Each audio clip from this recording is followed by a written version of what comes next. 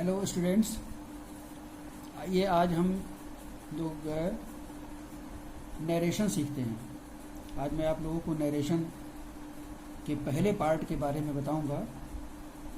अभी मैं इसका पहला ही पार्ट बताऊंगा, जिसमें मैं आप लोगों को ये बताऊंगा कि नरेशन में हम टेंस किस प्रकार से बदलते हैं।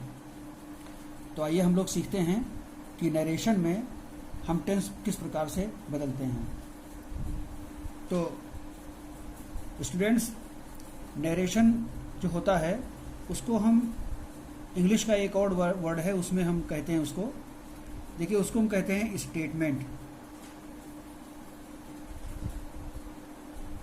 स्टेटमेंट नरेशन का दूसरा नाम होता है स्टेटमेंट, ठीक है। इसको हम हिंदी में कथन कहते हैं। इसको हिंदी में हम कथन कहते हैं।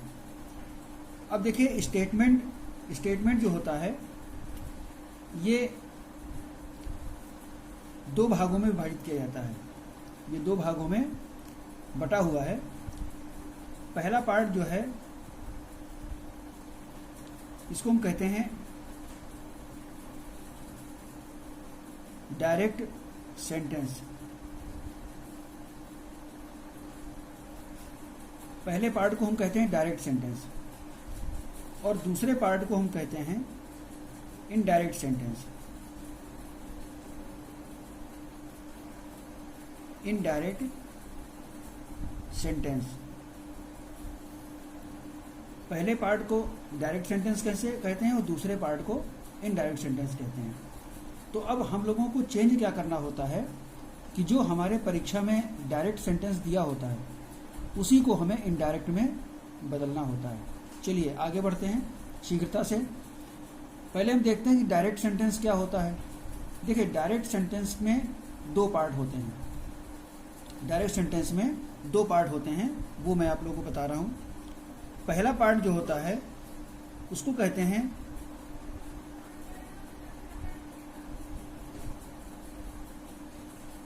Reporting verb. पहले पार्ट को हम कहते हैं रिपोर्टिंग वर्ब और दूसरे पार्ट को हम कहते हैं रिपोर्टेड स्पीच। पहले पार्ट को हम कहते हैं रिपोर्टिंग वर्ब और दूसरे पार्ट को कहते हैं रिपोर्टेड स्पीच। अब हमें यह देखना है कि जो डायरेक्ट सेंटेंस होता है उसमें कौन सा रिपोर्टिंग वर्ब है और कौन सा रिपोर्टेड स्पीच है। तो इसको हम एक एग्जाम्पल के माध्यम से समझेंगे। जैसे एक सेंटेंस लिखा है, he says, comma, inverted comma, he says हरी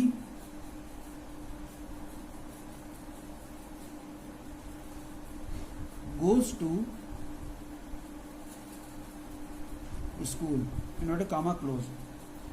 देखिए सेंटेंस है, लिखा he says Hari goes to school. अब यहाँ पर जो है इन्वर्टेड कॉमा के बाहर का जो पार्ट दिया हुआ है ही सेज, इसको हम कहते हैं रिपोर्टिंग वर्ब। ये पार्ट जो होता है इसको हम रिपोर्टिंग वर्ब कहते हैं। ठीक, क्लियर हो गया। और जो ये इन्वर्टेड कॉमा के अंदर का पार्ट होता है, ये जो अंदर लिखा हुआ है दोनों इन्वर्टेड कॉमा के अंदर, इसको हम रिपोर्टेड स्पीच कहते हैं। ठीक, क्लियर हो गया। ये आपका क्लियर हो गया डायरेक्ट सेंटेंस। इसी को डायरेक्ट सेंटेंस कहा जाता है।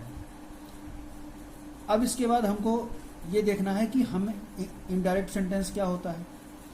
इसी डायरेक्ट सेंटेंस को जब हम इनडायरेक्ट में चेंज कर देते हैं तो ये इनडायरेक्ट सेंटेंस हो जाता है। जैसे हमने इसको चेंज कर दिया, he says that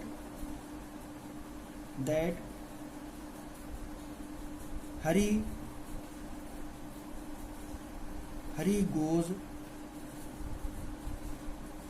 to school. Hari goes to school, he says that Hari goes to school. ये हो गया इनडायरेक्ट सेंटेंस। क्लियर। चलिए आगे बढ़ते हैं। अब हमें ये देखना है कि हमने इसको डायरेक्ट को इनडायरेक्ट तो चेंज कर दिया। अब हमें ये देखना है कि जो रिपोर्टेड स्पीच होता है, यानी इन्वर्टेड कॉमा के अंदर का पार्ट, इसके टेंस में कुछ परिवर्तन होते हैं। लेकिन इससे पहले हमें ये जानना होगा कि इसके टेंस में परिवर्तन कब नहीं होता है। ठीक है, तो अब ये देखिए यहाँ पर ये जो सेज वर्ड है ये प्रेजेंट इंडेफिनिट टेंस में दिया गया है। यदि ये रिपोर्टिंग वर्ब का टेंस फ्यूचर में दिया गया हो तो भी रिपोर्टेड स्पीच के टेंस में कोई परिवर्तन, वर्ब में कोई परिवर्तन नहीं होता है।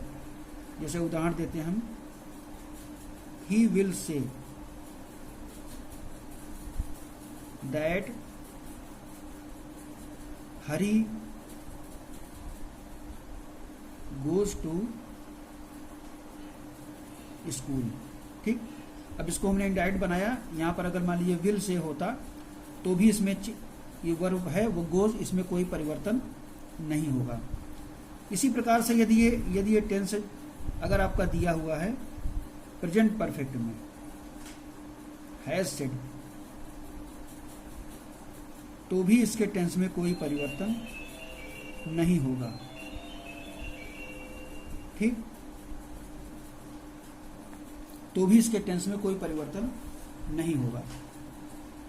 अब हमारे सामने समस्या कब आती है कि जब इसके टेंस में कोई परिवर्तन होता है। तो परिवर्तन कब होता है? जब रिपोर्टिंग वर्ब का टेंस, यानी इसके वर्ब का टेंस पास्ट इंडेफिनिट में होता है। जैसे अभी हम लिखते हैं इसको, ही सेड, सेज का पास्ट टेंस सेड हो गया। दैट हरी, अब ये गोज लिखा हुआ वर्ब, इसको हम चेंज कर देंगे वेंट में, वेंट टू स्कूल। ठीक, अब देखिए यहां पर ये पास्ट में हुआ तो इसका टेंस भी पास्ट में बदल गया, यानी गोज से वेंट हो गया। अब यही हमको समझना है कि ये इसमें इसके वर्ब में परिवर्तन कहाँ कहाँ, कैसे और किस प्रकार से होता है। ठीक है, ये मैं आपको आज बताऊंगा। आज ये पहले पार्ट में मैं आपको वर्ब की चेंजिंग ही बताऊंगा कि वर्ब की चेंजिंग किस प्रकार से की जाती है। ठीक, अब हम आपको बताएंगे कि इसके यदि पास्ट टेंस में है रिपोर्टिंग वर्ब तो रिपोर्टेड स्पीच के टेंस में किस प्रकार से परिवर्तन होता है, ये हमको जानना है। ठीक, तो आइए हम अब सीखते हैं इसको किस प्रकार से बदलेंगे। अब देखिए, अब रिपोर्टेड स्पीच में का वर्ब यदि कैसा दिया हो तो उसको हम किस प्रकार से बदल देते हैं। तो यहां पर हम एक कॉलम लिखते हैं, टेंस गिवन, टेंस गिवन। ठीक, इसको चेंज करेंगे, चेंज्ड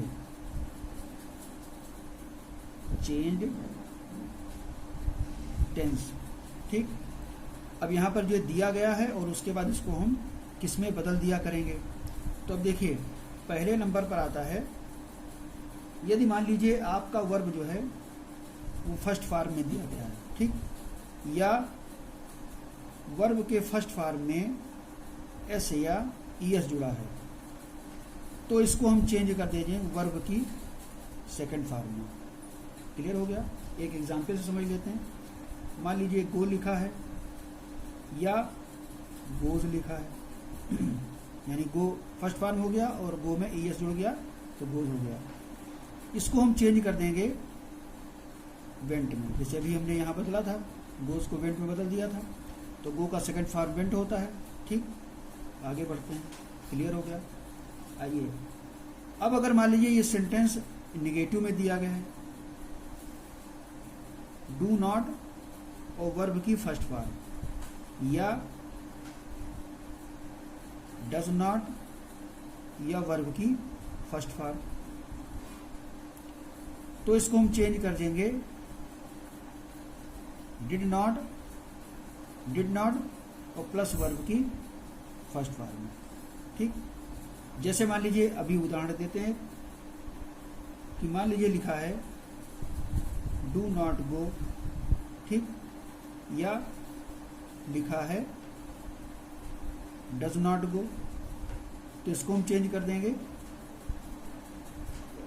डिड नॉट गो में। डिड नॉट हो गया और वर्ब की फर्स्ट फॉर्म हो गई। ठीक, क्लियर हो गया? आइए तीसरे पार्ट की तरफ बढ़ते हैं। अगर मान लीजिए आपकी क्रिया जो है रिपोर्टेड स्पीच में इज दी हुई है या एम दी हुई है। ठीक, तो इसको हम बदल देंगे सिंपल वाज में, इसको सिंपल हम वाज में बदल देंगे। अब अगर मान लीजिए आपकी क्रिया दी हुई है आर, ठीक, तो इसको हम चेंज कर देंगे, सिंपली वर्ब में चेंज कर देंगे। मैं जितना बता रहा हूँ उतना ही आपको करना है, बाकी कुछ नहीं करना है। कभी आपका इनडायरेक्ट में जो क्रिया की वर्ब की समस्या आती है कि वर्ब लोगों का गलत हो जाया करता है, वो कभी गलत नहीं होगा। तो इज और एम को, इज दिया हो या एम दिया हो उसको वाज में चेंज कर देंगे। यदि आर दिया है तो सिंपली उसको हम वर्ब में चेंज कर देंगे। ठीक, आइए फोर्थ पार्ट में आते हैं। अगर मान लीजिए आपके वर्ब दिया है हैज या हैव दिया है, तो इसको हम सिंपली चेंज कर देंगे किसमें, हैड में। ओके, इसको हैड में चेंज कर देंगे। इसके बाद नंबर 5 पर आते हैं। यानी आपका अगर दिया हुआ है वर्ब की सेकंड फॉर्म, ठीक है, क्या दी हुई है, वर्ब की सेकंड फॉर्म, तो इसको हम चेंज कर देंगे हैड और प्लस वर्ब की थर्ड फॉर्म में। ओके, एक एग्जाम्पल से समझते हैं। मान लीजिए इसी एग्जाम्पल को हम समझते हैं जो हम पहले हमने समझाया था। मान लीजिए वेंट लिखा हुआ है, यानी सेकंड फॉर्म है गो का। तो अगर ये मान लीजिए आपको दे दिया जाए रिपोर्टेड स्पीच के वर्ब में, तो आप चेंज करेंगे हैड और प्लस वर्ब की थर्ड फॉर्म, यानी क्या हो जाएगा, क्या हो जाएगा, गॉन। ठीक, हैड गॉन हो जाएगा, प्लस नहीं लगाएंगे तो हमने ऐसे ही लगा दिया, हैड गॉन लिखेंगे। ठीक, उसके बाद अब अगर मान लीजिए इसका निगेटिव सेंटेंस आता है, सपोज मान लिखा है did not go.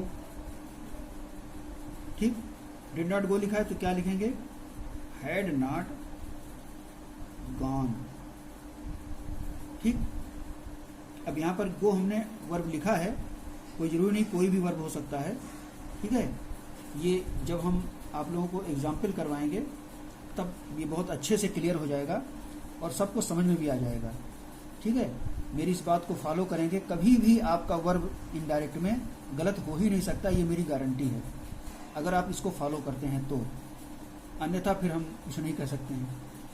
Did not go दिया हुआ है तो इसको आप चेंज कर देंगे हैड नॉट गॉन में। ओके, अगला वर्ब आते हैं। यदि मान लीजिए आपका दिया हुआ है वाज या वर्ब, ठीक, तो इसको हम चेंज कर देंगे सिंपली, चाहे वाज दिया हो या वर्ब दिया हो, इसको हम चेंज कर देंगे हैड और बीन में।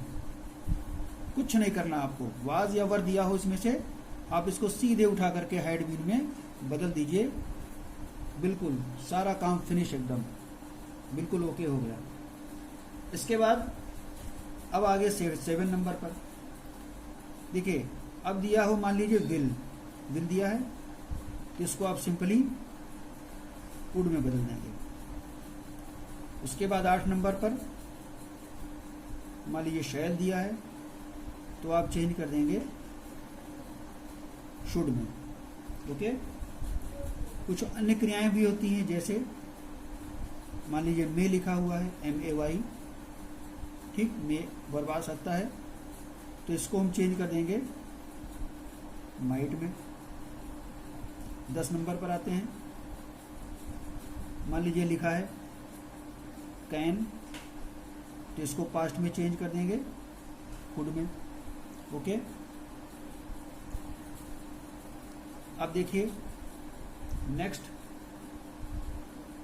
कभी कभी मस्ट भी आ जाता है, ठीक है, तो मस्ट को नहीं चेंज करेंगे, मस्ट ही रखते हैं। ठीक है, तो अब ये जो है कुछ क्रियाएं हुई जो मैंने आप लोगों को बताया। ठीक है, यदि आप इन क्रियाओं को ध्यान से समझेंगे, देखेंगे, पढ़ेंगे और अपने मन में कंठस्थ करेंगे, अपने माइंड में, तो मेरा ये दावा है कि कभी भी आपकी वर्ब संबंधी जो गलती होती है इनडायरेक्ट में, वो कभी भी गलत नहीं होगी। तो आज मैंने ये नरेशन का फर्स्ट पार्ट ये मैंने आप लोगों को दिया है, इसको आप देखें, समझें और इसको याद करें। याद नहीं करना है, केवल समझना है कि इसको हम किस में बदलेंगे। ठीक है, तो आज तक के लिए इतना ही काफ़ी है। इसके बाद मैं नरेशन का सेकंड पार्ट डालूंगा, जिसमें मैं आपको ये बताऊंगा कि प्रोनाउन में परिवर्तन कैसे किया जाता है। रिपोर्टेड स्पीच में यदि मान लीजिए कोई प्रोनाउन आ गया, सर्वनाम आ गया, तो सर्वनाम को हम किस प्रकार से बदलेंगे, ये हम आप लोगों को बताएंगे। Okay, thank you. मेरे चैनल को सब्सक्राइब करें, लाइक करें और शेयर करें। जितने से ज़्यादा स्टूडेंट्स को आप शेयर करेंगे, सभी का फ़ायदा होगा, सभी लोग इसको समझेंगे, जानेंगे और पढ़ेंगे, तो उनका बहुत फ़ायदा होगा। चलिए, थैंक यू।